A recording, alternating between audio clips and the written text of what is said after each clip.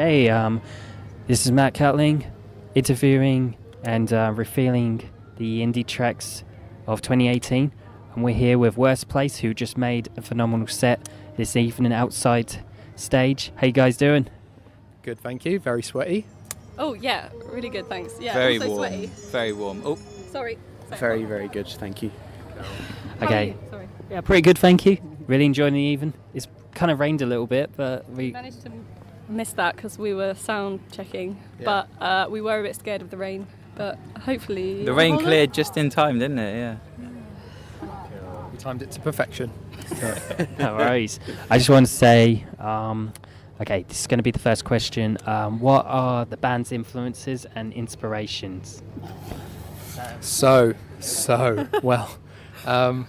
my influences.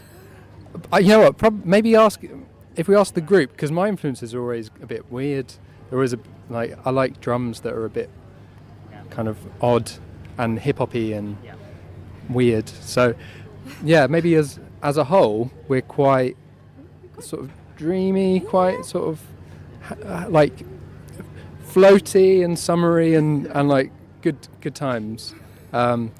What are the bands that you guys like? I don't know if we. That's always a difficult question. Yeah, it is a I'm not difficult. gonna Like, answer it. Just naming one band.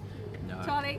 impossible. I quite like the Parquet Courts, just mainly because we listened to them in the car, and I was like, yeah, great. If we can align ourselves to an extent with this band, that's pretty Very cool. different.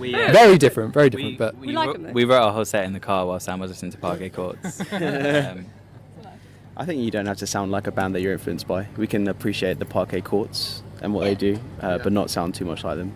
But yeah, I think we all like that band. I don't know if they'd be their number one influence, but we all like them. The reverb-drenched bands of the shoegaze and post-shoegaze days, I guess. But like pop writing, I suppose. Like, I think I speak for us all when we are big Beatles fans. I guess like the Revolver days in terms of songwriting. But Sam really hates the Beatles.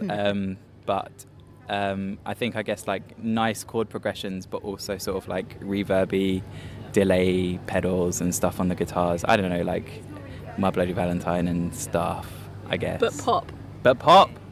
Yeah, I could say that. It's really kind of almost like poppy, almost like slow dive. That a little bit of the Birds, a little bit more of that. There's that American sound. I think there's a lot of the Felicity Girl, the early '90s kind of sub pop sound as well. You know, I thought it was a bit grungy, like a bit of a light grunge kind of thing going on. That's nice. Yeah, like that. We also did listen to Slow Dive in the car up We as did. well. On the journey.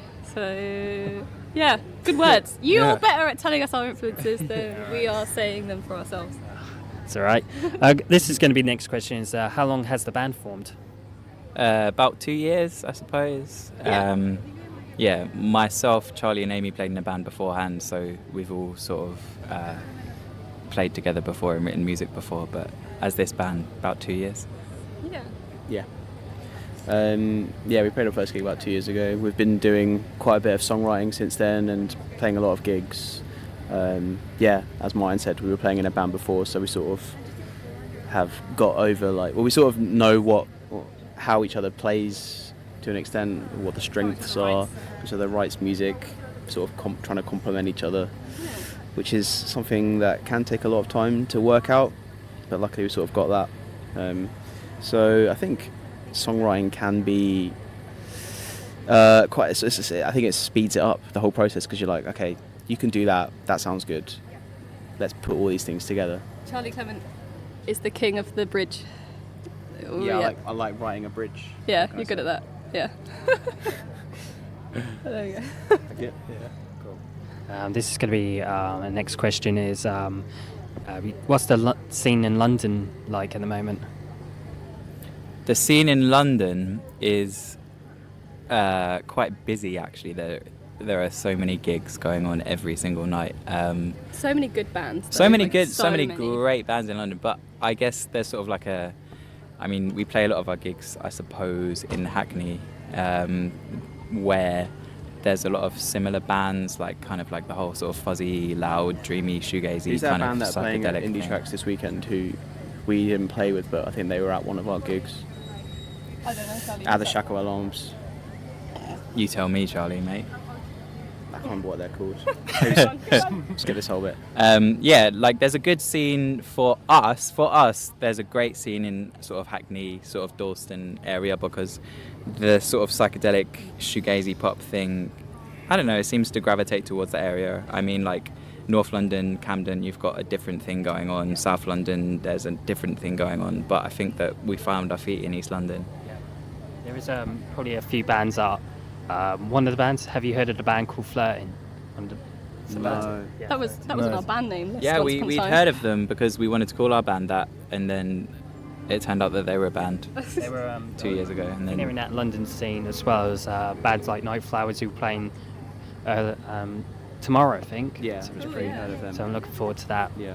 Yeah, there's a few good. I think Gum is the band I'm thinking of. Oh God. Yeah, Yeah, we did hang out with them in the garden at the Shackle we did. And then they're playing on the main stage, I think.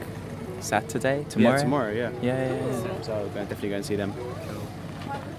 Okay, this is probably going to be the last question. Is there anything that you want to add before we end the interview? That's probably. Do you want to go? I was going to say about Indietracks, just that we played here before in our old band, and just from being here today, it doesn't seem to have changed much, but that's good because it's a really great place, and they've done a really good lineup this year with a lot of really good bands, and I think they're one of those festivals that are really good at booking bands that may not always play festivals like us, because we haven't done any festivals before. So I think they're quite good at taking a punt on bands and listening to like even a few songs that they've got and thinking, yeah, this could work. So I really appreciate that. I think that's really good, and it's definitely going to be a cult thing if it ever ends. It'll be Indietracks the cult, definitely. Yeah. And the crowd as well. Like, Yeah. we were the first band on of the whole festival, which is like an honour. It's great, really lovely to do that. But like, you get festivals where everyone just hangs out at the campsite for the first few bands and then goes and watch the headliners. But at Indietracks, everyone watches everyone, and all the bands watch all the other bands as well. And it's really inclusive. It's really lovely. Like, we felt really welcomed for a relatively new band, and I'm sure that the headliners felt exactly the same as us, and that's really great, and more festivals should take a clue from that, I think. Anyway, thank you for your time. I really appreciate this. Thank you so much. Thank you very much. Enjoy your Thanks weekend. very I much. hope you enjoy the Indietracks Festival. Thank you very Yeah, much. and you. too. Enjoy your Thank you. weekend.